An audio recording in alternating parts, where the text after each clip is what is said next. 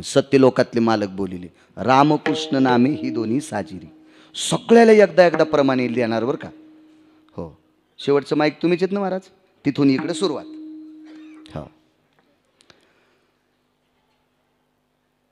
मग म्हणले आमचं कसं. भगवान विश्वनाथ काशी विश्वनाथ उठले. नारदा, दक्ष आमचे सासरे जरी असतील पण त्यानं दिलेला शाप संपवायची ताकद माझ्यात नाही. शिवजी म्हणाले. पंढरीतले मालक म्हणले, देवर्षी नारद, दक्ष प्रजापतीनं दिलेला शाप आहे ते शिवजींचे सासरे आहेत, आदिशक्ती मातेचे वडील आहेत. आम्ही याच्यात ढवळाढवळ काही करू शकत नाही, तर आम्हाला माफ करा.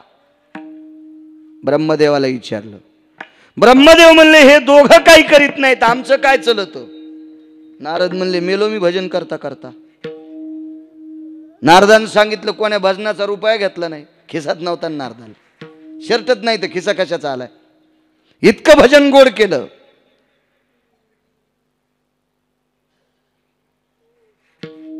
किती गोड भजन, किती गोड. काय शांतता आहे, पिळीव शांतता. तुमच्या इंग्रजी भाषेत त्याला पिन ड्रॉप सायलेंट म्हणतात नाही. शिक्षण कमी झालं पण फिरू फिरू मला बी बरीच येते न. हो, या एक म्हातारी बँकेत भेटली. मी म्हणलं, जीजी काय चाललंय. फार टेन्शन आलंय. हो, मग पैसे उचलले. म्हणलं, थांबा ना, मी फार बिजी आहे. आणि सही करा म्हणलं तर अंगुठा द्यालाय. करा सही तर लावा शाही. आणि इष्ट की इंग्रजी बोलायली जीजी. मग बाळ्या जरा जरा बोलन ना.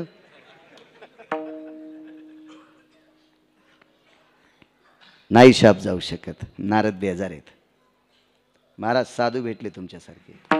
नारदाने व्यथा मांडली, मला थांबता येत नाही. साधूनं सांगितलं, नारदा भजन करा. नारद म्हणले, आयुष्यभर भजनच करतोय ना, काय केलंय दुसरं. भजनाशिवाय काहीच केलं नाही ना. पण नारद भजन करत होते. श्रीमन्नारायण श्रीमन्नारायण श्रीमन्नारायण भजमन्नारायण भजमन्नारायण हे भजन करत होते. कालाकालानं भजन बदललं. द्वापार युगामध्ये राधाकृष्ण भजन, राधे कृष्ण राधे कृष्ण राधे कृष्ण. आणि राधे कृष्ण भजन इतक्या उंचीला गेलं तर जिच्या नावाची उंची इतकी वाढली तर पंढरपुरातल्या मालकाला 16,108 पत्न्या असताना सुद्धा 9वी मांडीवर घेतली. पहिली राग आला असन का नाही पंडित भाऊ. तर 1 नंबरची रुसली आणि दिंडीरवानात गेली. कोण. आपल्या आईसाहेब रुक्मिणी आईसाहेब तिथे गेल्या. महाराज तिथे गेल्या. मग नारदानं सांगितलं, मालक एकटेच घरी आहेत. गेली रुसून. काय कमी आहे तिला. तिचे का दागिने मी बँकेत ठुलेत का. तिची का चप्पल तुटलेली आहे का, साडी फाटलेली आहे का, काय कमी आहे का, किराणा नाही. नारद म्हणले, देवा गप्पा हाण नका. मोठ्या माणसानं 2 पावलं वापस आलं पाहिजे. त्यालाच मोठं म्हणीत असते. मोठ्यानं कोणाच्याही नादी लागायचं नाही, त्यालाच मोठं म्हणीत असते. काय नारदा माझी चूक काढतात. देवा तुम्ही चुकलेले नाहीत, पण विश्व तुमच्या नावानं भजन करतंय. आणि तुमचा संसार जर इचकाला तर आम्ही संभ्रमात पडू. ज्याचा संसार इचकालाय त्याचं भजन कसं करायचं. देव व्याकुळ झाले म्हणजे, नारदा मग काय चुकलं. तुमचं काहीच चुकलं नाही, पण जाण खाली बोलायला त्या काय मनानं नव्हत्या आणल्या. अंतरपट सुटलाय. तुमच्यासाठी वेदीचं मंगलाष्टक झालंय. आता सावध सावधान समयो साधा समिती असे, वागवा दान करा फलार्ध घटिका संपूर्ण आली भरू. भावे सद्गुरुचे पदांबुज धरा, कोणी गलबला नका ओ करू. वेदीचं मंगलाष्टक झालंय. तदेव लग्नन सुदिनं तदेव ताराबलं चंद्रबलं तदेव लाभस्तेषां जयस्तेषां कुतस्तेषां पराजयो मिधिकृत जन भय संग सुदाजो याला शाबल जाल जोते कृष्णिर भययति संग मिदाय कृष्णिर भययति संग मिदाय मंगल भययनि सकल जयो मंगल भययनि सकल जयो मंगल भययनि सकल जयो। या सगळ्या परिक्रियेत आई साहेब तुमच्याकडे आल्यात, मागे लागून आल्यात का? ऐकावं लागलं आणि मालक खाली गेले. भजन कोणतं होतं? राधे कृष्ण. खाली आल्याच्या नंतर आनंद वाटला. आले मालक, म्हणले आता जाऊ दे, आता काय राधेकडे जाणार नाही, मी तुझ्याच बाजूला थांबतो. डावीकून घेतलं आणि हे उजवीकून. वामांगी रखुमाई दिशे दिवे स्वाब. पण भाऊ आई साहेब एके दिवशी तापल्या. हो लय तापत्यात. आणि तुम्हाला सगळ्याला माहिती, फक्त बाबाला माहित नाही. होय राजभाऊ काका, माहित नाही तुम्हाला? गजन भाऊ सगळ्याला माहिती, मला पण माहिती, या सगळ्यालाच माहिती. काय कायला तर किती माहिती द्यायचे, चेहरेच सांगत आहेत किती बॉच करलेत म्हणून. हो पण आता घेऊ का नाव पटापटा? पण नका जाऊ दे, उगे उगे कशाला ताण व्हायचा. पहिलाच दिवस आणि इतका कशाला इस्तू टाकायचा. त्याच्यामुळे राहू दे, आकारा आकारा. इकडे कोण कोण नवऱ्याला आरोतुर बोलती? तुम्ही तिघी जण उभ्या राहा पटकान. हे उठ, माग काय बघती? उभे राह, तूच तूच तूच. हे ते तुम्ही दोघी. विकास भाऊ मरायची हो अटॅक येऊन एखादी. मागच्या पण चौघी जणी कळाल्या, त्याला वाटलं आमच्याकडे पण बोट करतंय का नाही. लगेच अशा काचारले की लक्षात घ्यायचं, ही पण आरोतुर बोलती. विद्याच असते ती माणसाला. या तुम्हाला गिरगावच्या बाळूची शपथ आहे, नवऱ्याला आरोतुर बोल जाऊ नका. हे म्हणत्या मर मेल्या, मी मेल्या माया संसाराचं पाप तुमचा संसार जाळील. इतकं सोपं आहे का दुसऱ्याला जाळणं? नवऱ्यापेक्षा जगातला देव कुठलाच नाही. मी दुपारीच सांगितलं, जी बाई नवऱ्याच्या पाया पडती तिने महाराष्ट्रातल्या कोणाच महाराजाच्या पडायचं नाही. पुराव्यानिशी सांगतोय. एवढी मोठी ताकद आहे, एवढी मोठी ताकद आहे. योग असा आला, काय सांगू लागलो? नारद नारद खाली गेले. प्रभू आता मी राधेकडे जाणार नाही, तू डावीकडनं मी उजवीकडनं. पण आई साहेब म्हणल्या नका चालले राधेला, पण भजन तर राधाकृष्णचे, तर ताण घेऊ नको. आता माझ्या सगळ्या वारकऱ्याला सांगितले राधाकृष्ण बंद करा. विठोबा संप्रदायात भजन कोणतं आलं महाराज? विठोबा रखुमाई. आणि विठोबा रखुमाई भजन म्हणताना काय करावं लागतंय? विठोबा रखुमाई म्हणताना इकून झटका द्याला की समजायचं हे चुकून आपल्यात आलंय. हे आधी कडी वाजवायला होतं. मया झोपडी जावा मुलई खिडका, मई झोपडी मोडल बरगा, मया झोपडी जावा मुलई खिडका, मई झोपडी मोडल बरगा. कसं कुतकुल्या झाल्या याला मी. आणि अभंग म्हणलं असं असं करू लागला. कायच करावं वासराला माया बाबा. निष्ठावंत वारकरी इकडे झोक देणार नाही. विठोबा रखुमाई दंडक आहे संप्रदायाचा. हा ते का असं कोणीकडचं आहे का? बाकी काही चलत. चांदीची सायकल कशी माळान पळती. पुढचं म्हणत नाही रे. आणि म्या नाही म्हणून काय फायदा आहे? ह्या पागल झाल्यात ना. आपले कमी देव आहेत का? तरी बाकीचे देव यायला आवडत आहेत. चांदीची सायकल कशी माळान पळती, आणि सैलानी बाबाची शाल भोईला लोळती. आता तेच करायचं का दोघायला आपल्याला? त्या बाईच्या अंगात आलो हो.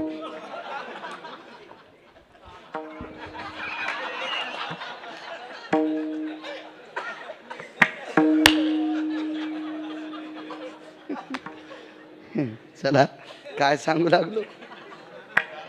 विठोबा रखुमाई भजन. आता आई साहेब खुश झाल्या. आणि विठोबा रखुमाईचे भजन कधी असतं महाराज? आपल्या भजनाचा मध्य झाल्या गुरुजी. भजनाचा मध्य विठोबा रखुमाईनं सुरुवात नसती. सुरुवात कशानं असती? रामकृष्ण हरीनं. कुठे गेलं भजन? रामकृष्ण हरीत आलं. आणि त्या साधूनं नारदाला सांगितलं पृथ्वीवर कुठेच थांबत नाहीत. हा शाप दक्षाचा संपवायचा असेल तर औषध एकच घ्या, रामकृष्ण हरीचं भजन करा. सुरू करतो. केलं सुरू. पण गजानन भाऊ ठिकाण सांगितलं भाऊ, बद्रिकाश्रमला. मग नारद बद्रिकाश्रमला गेले आणि 3 दिवस रामकृष्ण हरीचं भजन केलं. 4थ्या दिवशी शाप संपला. दक्ष कोण? भगवान शिवजीचे सासरे. देवादिदेव शिवजींच्या सासऱ्यानं दिलेला शाप संपवायची ताकद फक्त रामकृष्ण नामात होती. म्हणून मालक पहिल्या कडव्यात म्हणतात,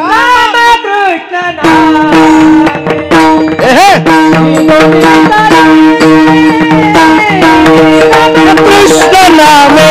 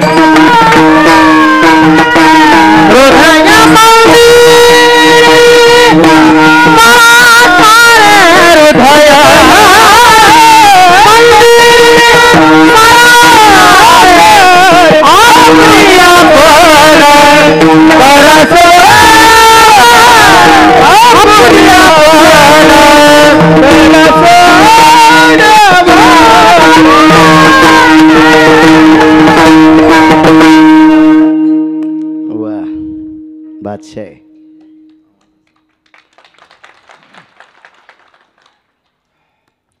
काही माणसं दिसायला साधे पण खतरनाक असते. एक जणांना मसट टेम्पूत आणली, दूध काढायला गेल्यावर चिलिम पण भरण. आम्ही आणलं कडव्याचा काळ आहे ना रे. हो, 70 पेंड्या मकाच्या खाल्ल्या दूध चिलिम भर देईन. हा, आणि एक जणांना अशीच होंडी आणली, गुंडी भर दूध. हे दिसायला साधे असतील, आवाजाची राजी आहेत. अहो, शहाण्याबाईनं घातलेलं लोणचं 4 वर्षाला खा, भिजून चोखलं तरी चांगलं लागत. आणि काल परवाचीनं लोणचं घालणं 3ऱ्या दिवशी फेदरी येणं सगळंच. मी लोणचं घातलं, तू आंघोळ कर अंगाला लावून. हो, तुला येत असतं. लोणचं करता करता दुसऱ्यात हात घातला. लोणचं लय पतिव्रत असतंय. हा, दुसरं खरकट लागलं की लोणचं नाचत असतंय. म्हणून जुन्या बायका ज्या घागरीत लोणचं घालायचे त्याला शेक देत होत्या लसणाच्या सालीचा. लसणाची साल पेटवायची आणि त्याचा धुराडा धरायचा. हो, त्याचा सगळं जळत होतं. त्या लसणाच्या वासात ताकद आहे ना. हो, अजूनही काही काही लसणाचे बाम लावले की 10-10 मिनिटं कपाळ आग होती. तर मधले किडे राहतात का म्हणून लोणचं नाचत नव्हतं. फक्त या जुन्या म्हाताऱ्याला कळत आहे. हे कुठून कळन? हो, त्यासाठी मोठं कुकू लावावं लागतं जीजी, तर कळत असतं. टिकलीनं काय मिळ बसायचा. हो, आम्ही 2 जण गेलो म्हाताऱ्याला भेटायला. आमचे सासरे बुवा थोडे आजारी होते. तर पोरायची माय म्हणली आपण जाऊ. पोरायची माय म्हणजे माय बायको. हो, तुम्ही पुन्हा म्हणता नाही कोणाला म्हणलं. आम्ही गेलो तर मग आम्हाला पाहिल्याबरोबर त्याने एक सफरचंद वगैरे खाल्लं. तर म्हणलं चल आहेत हिशाबात. आता सफरचंद खाल्लं म्हणल्यावर काय आता म्हणजे पद्धतशीर आहेत म्हणलं, चांगलं आहे. वापस आलो तेव्हा गाडी गिडी काय नव्हती.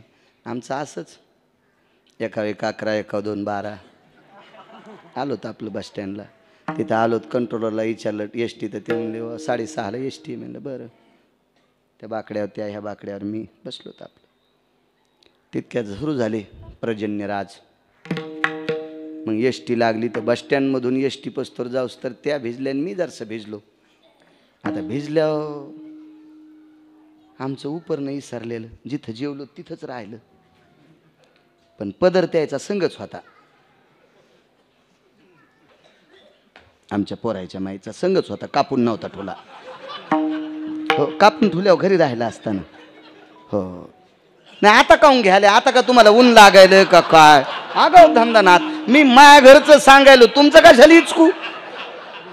पण बस झालं, इतकं कळालं तरी खूप झालं, काय काम नाही. मग त्यानं ते जर सोवलं झाल्यामुळं पदरान तोंड पुसलं. मग जागा गडबडीत बसलोत, पण एकच जागा होती, तुमच्यासारखं वयस्कर महात्मा. मी म्हणलं बसा इथं. मी आपला वजावाल्याचं होती दांडा धरून. हो ना, आता बायको उभी नवरा बसलेला उपत नसतं ते, पुरुषार्थ मातीत जाईन ना, काही नियम आहेत ना. त्यानं ज्याला नियम सांभाळता येते त्यानं लग्न करावं. लग्न झाल्यावर ते म्हणलं बायको जगावं लागते का? म्हणलं बैलीच का काय तू? हा, तुला आता कळालं का? हा, अक्कल नाही का तुला? काय केलं? कुठं हाकली असते तू? एक जण सोमवारी बाजारला गेलं आणि बायकोला सोमवार असल्यामुळे 1 डझन भर केळी घेतल्या. आणि केळी घेतल्यावर त्याच्या लक्षात आलं बायको मधलं खाणारे, वरचं खाणारच नाही, म्हणजे साल्टे खाणार नाही. आणि अख्तर भाईचा गाडा होता.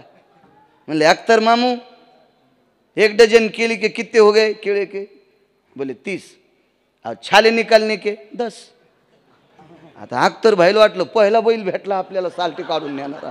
ते कशाला बोलन बिचारा, ते कशाला नादी लागन याच्या. हो, हे असाच कोरडा पाटील.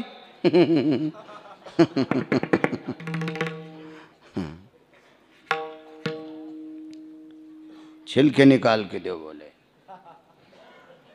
आणि 1.5 किलो साखर घेतली होती आधी, आणि त्याच्यात 12 केळं सोलून मधात टाकले. आणि चलत लयत मस्त होता, हप्त्याला 1 बूट हरपीत होता. त्या अर्थी चलत कसा असेल विचार करा. बिना हलकीची लिहायची. घरी आल्यावर टेबलावर पिशी टेकली न लागा, तुला सोमवार आहे, संध्याकाळी सोड, याच्यातल्या 2 केळी खा बरं. काय वजन तीन थाटन उगा 5. तिला बी आनंद वाटला. का बोरं घरी आणत नाही ना, आज केळी आणल्यात. हावसान तिकडे गेली. ती म्हणली बाई केळी तर आणल्यात नाही, पण साल्टे पण आणले नाही. साल्टे खाला तू काय शेळी आहेस का मेंढी आहेस? साल्टे सोलून आणलेत तुला त्रास होणी म्हणून. ती म्हणली बाईला मला नाही आपा, त्याला मला कशी म्हणीन. ती त्याला म्हणली बाईला अरे घरी आल्यावर साल्टे खात नसतेत रे बाईला, पण केळी सुखरूप येण्यासाठी घरा लोक आणीत असतेत रे बाईला. तसे तरुणांनो, मेल्यावर पैसे सोबत नेत नसतेत रे तरुणांनो, पण मरेपर्यंत लागत असतेत रे. म्हणून काम करी जा, काम करी जा. उद्योगम वर्धन्ते लक्ष्मी. जो माणूस कामात व्यग्र आहे का त्याच्याकडे बघण्याचा दृष्टिकोन समाजाचा गोड असतो. आणि जो मोकार फिरतो का त्याला घरातले पण नीट बोलत नसतात. म्हणून माझ्या पवित्र राज्यातल्या तरुणांनी एक क्षण सुद्धा वाया घालायचा नाही, सतत कामात राहायचं. विठाला विठाला विठाला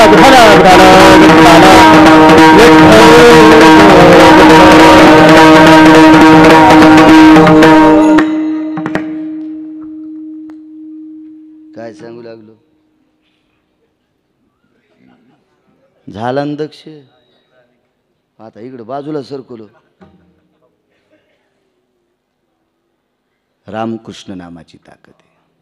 पुढचं उदाहरण पहा, पुढचं पहा. गंधमादन नावाचं वानर आहे.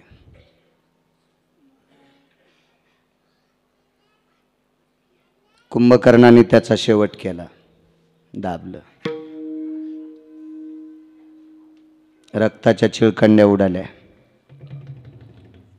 गंधमादनाच्या अंगातलं रक्त कुंभकर्णाच्या तोंडावर पडलं. जोपर्यंत तोंडावरलं रक्त ओलं होतं भाऊ, तोपर्यंत त्या प्रत्येक थेंबातून राम राम राम राम हा शब्द निघत होता. कुंभकर्णाला हा प्रकार त्याच्या भावाला दाखवायचा होता. हात भरलेला होता आप्पा. रक्तानं भरका हात घेऊन कुंभकर्ण युद्धातून उडी टाकली. रावणाच्या कानाला हात लावला. दादा हे बघ, रामप्रभूच्या सैन्यातलं वानर मेल्यावर बी राम राम म्हणायले. गंधमादनाचं रक्त मेल्यावर राम राम म्हणत होतं महाराज, मेल्यावर. रावण म्हणला मला खिजवायलास का, हात तोडून टाकीन तू. कुंभकर्ण म्हणला दादा हात काय तोडी तू मोठा भाऊ आहेस, तुला पटत नसेल तर डोकं काप. तुला खिजवण्यासाठी नाही ऐकिलं, तुला सावध होण्यासाठी ऐकिलंय. रामप्रभूच्या पक्षातलं सैन्य मेल्यावर बी राम राम म्हणते. इतकं सैन्य ज्याचं इमानदार आहे तो आपल्याला ऐकत नसतो. एकच विनंती करतो, त्याची बायको देऊन टाक. भाऊ म्हणायला रावणाला, पण ऐकायला तयारच नाही. पठ्या तयारच नाही. गंधमादनाचं रक्त साक्षीला होतं. संध्याकाळी एकही वानर जेवलं नाही, म्हणजे चारा खाल्ला नाही. एक पक्षातला माणूस गेला, निष्ठा होती. संध्याकाळी प्रभू रामचंद्र झोपले. रामनामाचा ध्वनी हृदयावर आदळला. मालक उठले. लक्ष्मणाला सांगितलं मला झोप येत नाही, कोणीतरी भजन म्हणतंय. मारुतीरायाला बोलून घेतलं. मारुतीरायाने पूर्ण सैन्याच्या दळात चक्कर मारली. प्रत्येक जण पडलेला होता, कोणी दुःखावस्थेनं रडत होता. चांदण्याच्या प्रकाशात मारुतीराय पाहत होते. आपल्यातला गंधमादन गेला याच्याकरता काही वानर अशी शांत बसली होती, रडत होती. मारुतीराय थोडी चक्कर मारत असताना एक हाडा मासाचा गोळा भाऊ उडाला आणि मारुतीरायाच्या पायावर आदळला. मारुतीरायाने विचार केला काय पडला असेल. तो गोळा असा हातात घेतला. तो गोळा होता हाडाचा, तो गोळा होता मासाचा, तो गोळा होता त्वचेचा. मांस, मज्जा, तंतू, अस्ती. कुंभकर्णानं असं कर कर कर कर कर कर दाबलेलं गंधमादन नावाचं वानर होतं. त्याच्या शरीराचा चुरा होता. जोपर्यंत मांस ओला आहे तोपर्यंत त्या मासातून राम राम राम राम राम राम ध्वनी निघत होता. मारुतीरायाचे डोळे पाणावले. गंधमादनाला विचारलं राजा, अरे एवढा शरीराचा चुरा होऊन अजून जिवंत आहेस? मासातून ध्वनी निघला. पंस होता. हे मारुतीराय, अरे चांगल्या चांगल्या देव भेटत नाही रे. आम्हा पाला खाणाऱ्याला रामप्रभू भेटलेत. ही तुझी कृपा आहे, ही तुझी कृपा आहे हनुमंता, तुझी कृपा आहे. बा तुझी येणी संगती, उद्धरिल्या शिवानर पंगती. बारे बारे बारे बारे तुझी येणी संगती, उद्धरिल्या शिवानर पंगती. मारुतीराय, तुझ्यामुळे जगाचा बाप भेटलाय रे. प्राण सोडतो रे दादा, पण जाता जाता एकदा त्याचे पाय दाखव. रावटी लावलेली होती आप्पा. त्या शिबिरात प्रभू रामचंद्र बसलेले पंडित भाऊ, आणि रामचंद्राच्या हातात मासाचा गोळा देऊन टाकला. भाऊ लक्ष्मणजीनं पाहिला आणि मारुतीरायाला सांगितलं, हनुमंता हाडा मासाचा गोळा मालकाच्या हातात. मारुतीरायाने सांगितलं, लहान मालक शांत बसा. रामचंद्रांना सांगितलं, तुमची झोप हे मोडतंय. काय? गंधमादन नावाच्या वानराच्या शरीराचा गोळा आहे. कुंभकर्णाने दुपारी युद्धात मारलं, फेकून दिलं तर सापडलं नाही, ते आता सापडले. हे झोप मोडतंय कशी? मारुतीरायाने सांगितलं, जरासा कानाकडे हात घ्या ना. कानाकडे हात घेतल्याबरोबर राम नामाचा ध्वनी येत होता. विश्व त्याच्या ताब्यात येतो, जगाचा बाप कैवरला. आणि हाडा मासाचा गोळा कुठे न टाकता हृदयाला लावला. जगाचा पाप आहे. आणि आता समाधी द्यायची, स्नान कसं घालायचंय? म्हणून राजभाऊ पंढरपुरातल्या मालकानं वंजळ पुढं केली आणि खळा खळा डोळ्यातल्या पाण्याने गंधमादनाला स्नान घातलं. पहाटेला मुहूर्त होतं. वानरांनी नखानी खड्डा केला आणि त्याच्यात गंधमादनाचं शरीर टाकलं, समाधी देऊन टाकली. स्नान बाकीची आटपली. युद्धाचं शिंग फुकल्या जाणार त्याच्या आधी 15 मिनिटानं लंकेचा राजा रावण यांचा भाऊ विभीषण प्रभू रामचंद्राकडे आले होते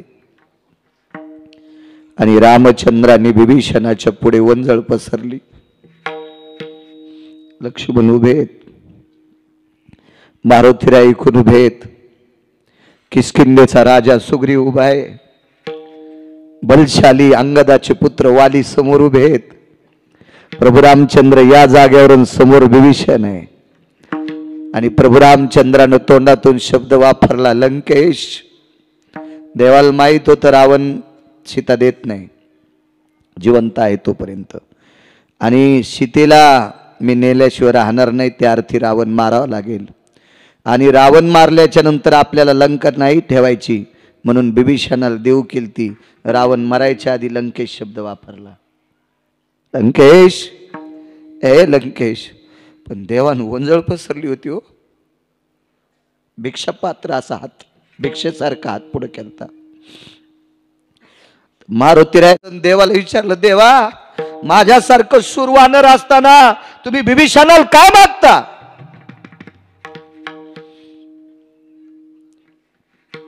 मागतो रे हनुमंता. विभीषणानं दोन्ही गुडघे खाली टेकले आणि प्रभू रामचंद्राला विचारलं, मालक तुम्हाला काय देऊ? रावण मारल्यावर तुला लंकेचा राजा करीना, सुतळीचा तोडा घेणार नाही, पण एक भीक मागतोय, माझ्या गंधमादन वारकऱ्याची समाधी सोन्याची कर. माझ्या गंधमादन वारकऱ्याची समाधी सोन्याची कर. राजे हो, जगात जर समाध्या बऱ्यापैकी लोकांच्या झाल्या असत्याल, पण सोन्याची समाधी जर कोणाची झाली असेल तर आपल्यातल्या वारकऱ्याची झालेली. तो वारकरी गंधमादन नावाचा वारकरी, गंधमादन नावाचा वारकरी. दुपारी सांगितलं, सात्विक माणसं आहे ती. आपल्या संप्रदायाला आच लागेल असं नाही वागायचं. फार मोठा संप्रदाय, सनातनी संस्कृतीतला संप्रदाय. काय दर्जा होता वारकऱ्याचा.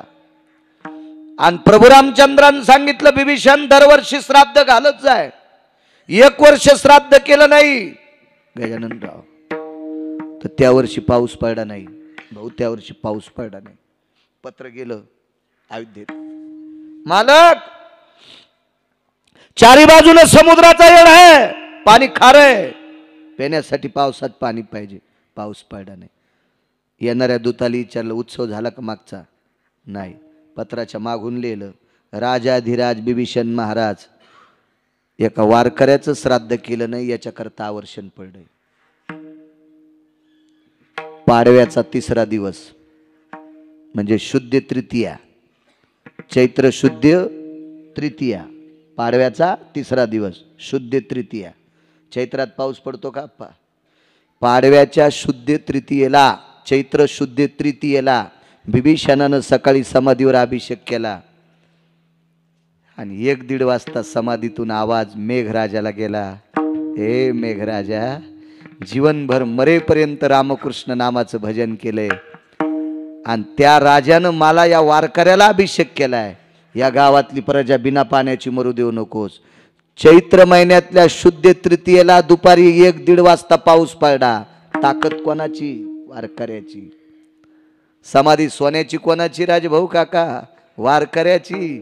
माझ्या आळंदीतले मालक म्हणले, देवा रामकृष्ण नाम म्हणणाऱ्या वारकऱ्याची समाधी सोन्याची. निसर्ग उन्हाळ्यात बदलायची ताकद रामकृष्ण नामधारकाची. मग एवढा जर रामकृष्ण म्हणणारा अधिकारी आहे म्हणून रामकृष्ण नामात इतकी पावर आहे. रामकृष्ण नामे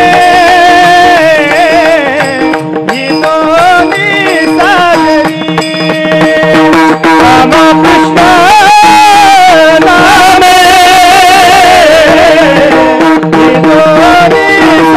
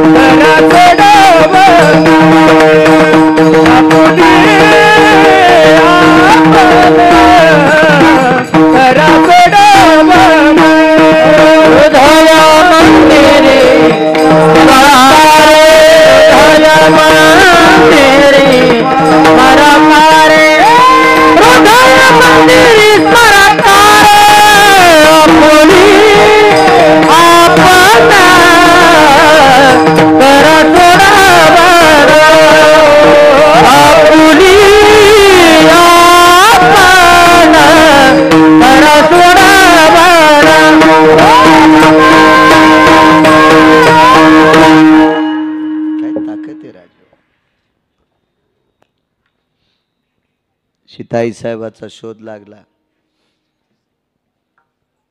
आईसाहेब अशोक वाटिकेत आहे.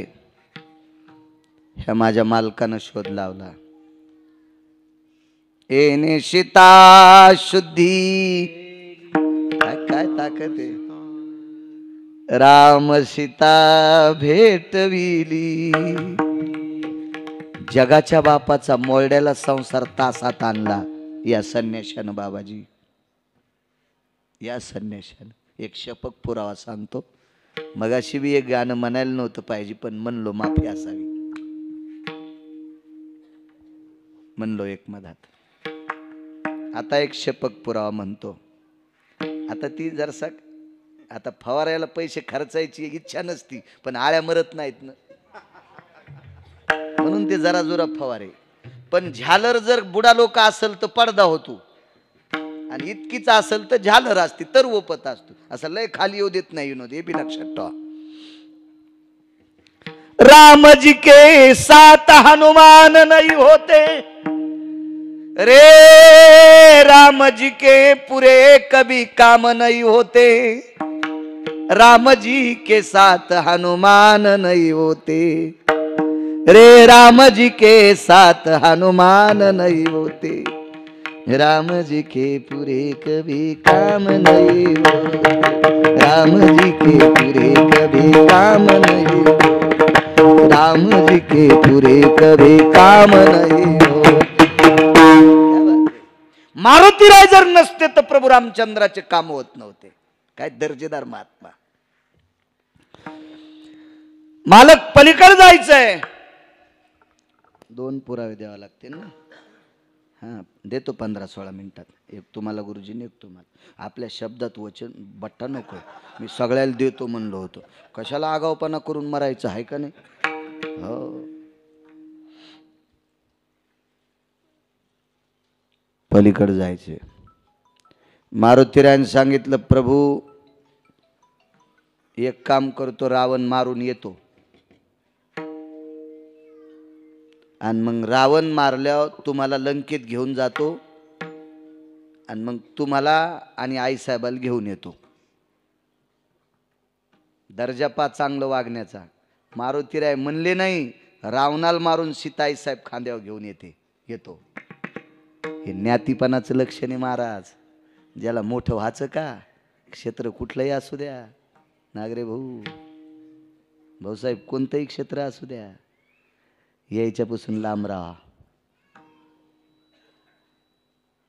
स्त्रियाचा तो संग नको नारायणा, काष्टा या पाषाणा मृत्तिकेच्या. धगधगता ज्वलंत कुंभ आहे. हे शब्दात राहील. तुम्हाला एक माहिती, जिवंत स्त्री म्हणजे आकाशातली वीज आहे. पण या बायकाईनं नेसलेल्या साड्या टमाट्याच्या भावताला लाईत, भाजीपाल्याच्या भावताला लाईत. डुक्कर पण तोंड लाईत नाहीत. काटे आहेत का त्या साडीला? तुम्ही सगळे पाहता का नाही प्रवासात? पिकाच्या बाजूला लावतात का नाही?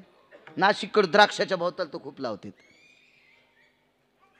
म्हणजे स्त्रीचा स्पर्श झालेलं वस्त्र विस्त्यापेक्षा जर आहे. याच्या जो लांब राहीन का तो राजा होईन. हो, आपल्या संप्रदायात तर लयच नियम सांगितले. आपल्या संप्रदायात तिकडे गेला की लोणचं घालायच्या पण कामी नाही चिरून. हो, इतकं इचकं तो डाग नाही सहन होत्या संप्रदायात. डाग सामान्य नाही. नारी की निंदा मत कर यारो, ए नारी रतन की खान, जिस नारी से पैदा हुए शुक भीष्म हनुमान रे, शुक भीष्म हनुमान रे, शुक भीष्म हनुमान रे. काय ताकद आहे. मालकानं सांगितलं नाही मला घेऊन जाय. लखनलालजी म्हणले मै बी आता चलो, बसा ह्या खांद्यावर एक ह्या खांद्यावर. वानर म्हणले आम्हाला कशाला आणलं, गोट्या खेळायला का? तुम्हीच चालले आणि तुमच्या जन रावण मरतू का? आम्ही पाहिजे. हो मग मोठाल्या लोकांनी वानरायच्या विरोधात बोलू जाऊ नका, लक्षात ठेवा. वानरायनंच तुम्हाला खुर्चीवर बसिले आणि वानरच तुमच्या खुर्च्या मोडून चुलीत घालतील, हे बी लक्षात ठेवा. हा दासकाटाला कसपट समजायचंच नाही. एक जण म्हणला हे कसपट आहे, पायात गेल्यावर पाय सुजल्यावर 1.5 लाख लागले ऑपरेशनाला. इतकंच असते कसपट, चांगला पाय फुगीत आहे. हा मालकाला वानरायने सांगितलं आम्हाला काय गोट्या खेळायला आणलंय का, आम्हाला लंका पाहायची. मारुतीरायने सांगितलं शेपटीचा सेतू करतो, चला त्याच्यावर. काय वानर हुशार होते, ते म्हणले मारुती, हे अंजनी सुता, हे पवन सुता, तुझ्यामुळं जगाचा बाप भेटलाय, तू आमचा गुरु आहेस आणि गुरुच्या शेपटीला पायला येत असते. काय पाला खाणारी इतके हुशार आणि हे भातन तूप खाणारी कोणीकडे थुत्र घालायलेत, कोणीकडे बी. हो सटवाईला कापाव ह्या हराम खोरायला. वानर इतके हुशार नको म्हणलं. करायचं काय, गेले मारुतीराय समुद्रापाशी आणि विनंती केली, आपामपती आता ऐके आपामपती. आप म्हणजे पाणी आणि पती म्हणजे मालक, सगळ्या पाण्याचा मालक. आपामपती म्हणजे समुद्र. आता ऐके आपामपती.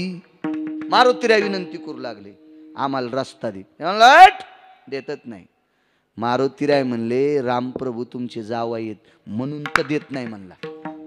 ज्याला महिपोरगी सांभाळता येत नाही त्याची काय कदर करायची. सीता कोणाची कन्या, सागराची. सीताई साहेब कोण आहेत, लक्ष्मी. लक्ष्मी कोणाची कन्या, सागराची. मग समुद्र कोण आहे, रामप्रभूचा सासरा. रामप्रभू कोण आहेत, जावई. रागाला सासऱ्याला देत नाही. मारुतीराय विनंती करत असताना एक वानर गेलं. पवन सुद्धा काय विन त्याला म्हणे तिकडे हे समुद्र गर्वानं फुगलंय, याला काय पाणी लावायचं. मारुतीराय म्हणले गपचिप बसणं, आपलं काम साधूस तर कोणाच्या पाया पडावं लागतंय, मग काच खाली करायचीच नाही. हो एकदा 23 तारीख झाल्यावर कशाला ताण घ्यायचा. कोणी आला तर चाल तिकडे, मग पुन्हा बघू आचारसंहिता लागल्यावर पुन्हा पंचवार्षिकला. कोण म्हणतंय मारुतीराय कसे म्हणते बरं असं काही बी, तुम्ही बी असे खळखळ हसायला लागले. मारुतीराय म्हणले गपरे बाबा आपलं काम आहे. पुष्पदंत नावाचं वानर म्हणले मारुतीराय पलीकडे जायचंय ना, मग याला काय विचारायचे. अरे समुद्रातून जातो कसं, मी नेतो. दगड घेतला, पाण्यात टाकला, तरंगला. तुका म्हणे नळा सागरी तारील्या शिळा. तुका म्हणे नळा सागरी तारील्या शिळा. नळ नावाचं वानर, कृपा झाली दगड तरंगत होते. काय सांगायचं बरं का तुम्हाला. आणि काय मारुतीराय समुद्राच्या तीरावर गेले बरं का, आणि मारुतीरायनी दगड घेतले बरं का. आणि काय ते मारुतीराय समुद्रात दगड टाकत होते बरं का.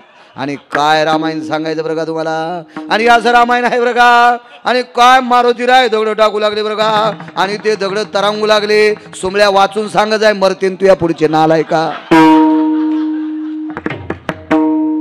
पाहुणी ग्रंथ करावे कीर्तन, ऐकून कोणाचं न सांगावे कीर्तन. ग्रंथ ए प्राणची कीर्तनकाराचा, मेवा कविवर संताचा, जनुबोधाचा स्वयंप्रभेचा, रवियांतरीचा तमहरता तमहरता तमहरता. जय हो जय श्री भागवता, जय हो जय श्री भागवता, जय हो जय श्री भागवता. क्या बात आहे, वा. भागवतात, भागवताची मूळ आरती वेगळी. प्राण कीर्तनकाराचा ग्रंथ. नळ नावाच्या वानराच्या हातान दगड तरंगले, पण दगड पळू लागले भाऊ, पळू लागले. मग दगडाची जुडई करायला शिमिट लागत का समुद्रात. आणि कुठून जे शिव्या घालतान, आणि कसा पाया घालतान, आणि कोण्या मंत्र्याचं बजेट आणतान. आणि कोण ढवळ्या कपड्यावाला उद्घाटनाला बलितान आणि समुद्रात जाईन ना बुडून त्यो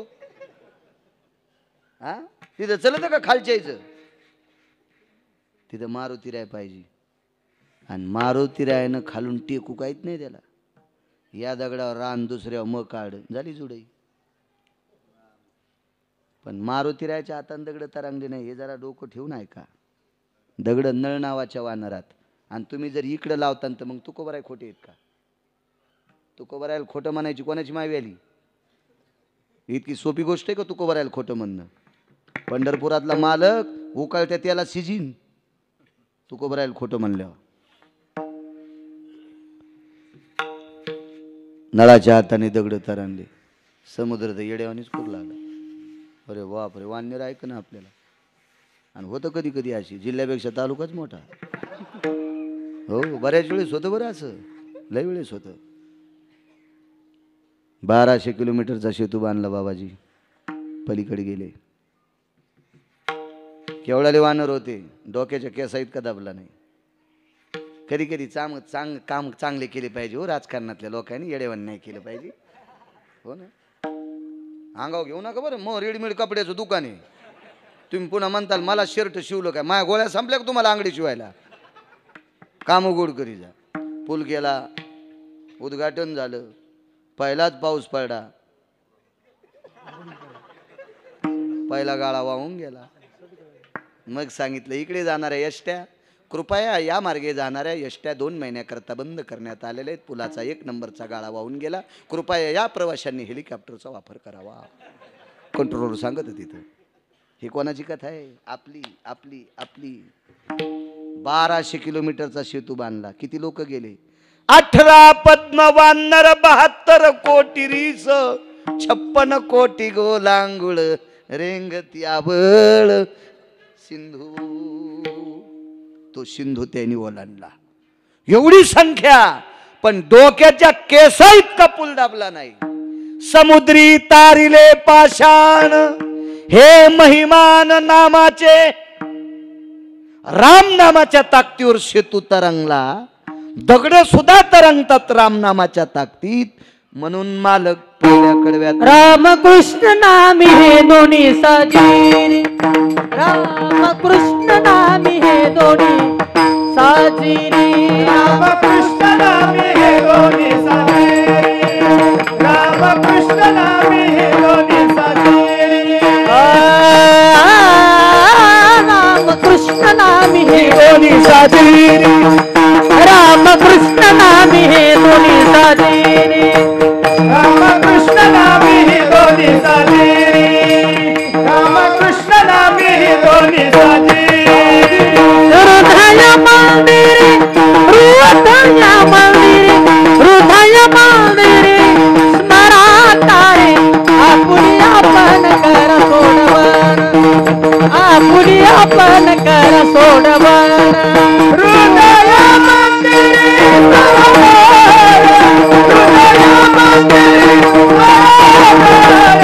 आपुली आपण कर सोडवन आपुले आपण कर सोडवन रामकृष्ण नामी दोन्ही साजिरी हृदय मंदिरी स्मरा तारे हृदय मंदिरी स्मरा तारे हृदय मंदिरी स्मरा हृदय मंदिरी स्मरा तारे हृदय मंदिरी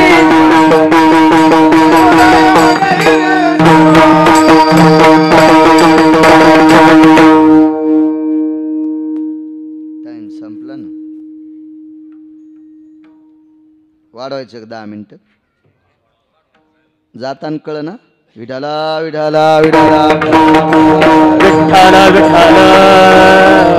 नाही तुम्हाला काय वाटलं जाताना कळण म्हणजे थंडी वाजन उशीर होईन त्याच्यामुळं म्हणायलो मी तुम्ही असं काही बी दगड अंगावर नका न घेत जाऊ हा थंडी वाजन पांडवाचा यज्ञ वेगाच सांगतो 5 मिनिटात जास्त लोक जेवायचे तर एवढे मोठी छोटी लेकरं हे ते आलेले इथं आणि सगळे जेवायचे भाऊ चूक नाही करायची समय जाणार पांडवांचा यज्ञ 13-14 दिवस राहिला आणि यज्ञ म्हटलं की पूर्ण आहुती आली आपला सप्ताहातला यज्ञ म्हणजे काला ही पूर्ण आहुती झाली पूर्णाहुती.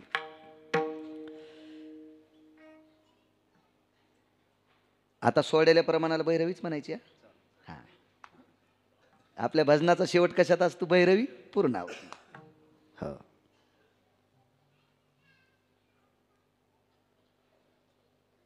यज्ञाची पूर्णाहुती. मिटिंग घेतली, 1400 लोक होते. केळीच्या पानासारख्या जिबा होत्या, सुईच्या आणीसारख्या टोक जर काय पाणीची सुख. मघैन सौभाज्ञो भवस्थितो जज्ञिरीना येन गिरिजापदयो सर्वस्थिताया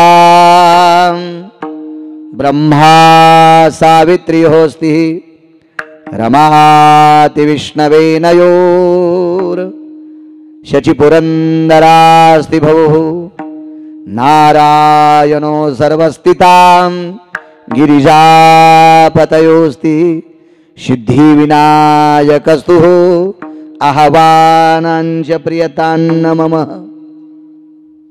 सर्व देवता यक्ष किन्नरो गंधर्वो चारणो लोकपालो दिक्पालो चारुहासु परमहंसा स्थितायो सर्व देवतेला आमंत्रित. मीटिंग घेतली. पूर्णाहुती. परिपत्रक पाहिजे होतं 13व्या श्लोकाचं. 4 लोकांकडे होतं. त्याच्यापैकी जवळ एक साधू होता. त्या साधूकडे ते पत्रक मागण्यासाठी अर्जुन गेले, वापस केलं. धर्म गेले, वापस केलं. अर्जुनानं सांगितलं मी पंढरपुरातल्या मालकाचा मेवना आहे. म्हातारं म्हणलं चैवल घरी. तू काय ग्रामपंचायतच्या सदस्याला न्यायला आला काय? महाराजाला न्यायला आला. म्हणजे मी नाही बरं, ते म्हणत होतं. आपण कशाला इतकी टेक करायची? ते महाराज चलो, ते टेक बी नाही, ते महिमेतले लोक होते. ते भेट असतात का कोणाला? कशाला बाटतच नव्हते ते, त्याच्यामुळे भीती नव्हती. चलो वगैरे. अर्जुनाला धर्मानं सांगितलं जीवनात मी कधी खोटं बोलत नाही. ते तू याच घरी ठुई, मी येत नाही. काय घेतान? 60,000 यज्ञाचं पुण्य. यायचा पहिलाच झाला नव्हता. भीम गेले. भीमाला ताकद लय होती. भीमाना अशी नुसतं असे हात फिरल्याबरोबर 100-200 झाडं उपटले एवढाले आणि म्हाताऱ्याच्या जवळ जाऊन पडले. म्हाताऱ्यानं नुसते दंड फिरल्याबरोबर 700-800 उपटले. मी म्हणला चला आपल्या घरी, आपलं काय जमत नाही इथं, चला. जण काठी फिरल्याबरोबर इतकं वादळ निघाले. भीम देवाला सांगितलं ते म्हातारा येत नाही आपल्याच्यानं. तिला आगाव महाराज. आई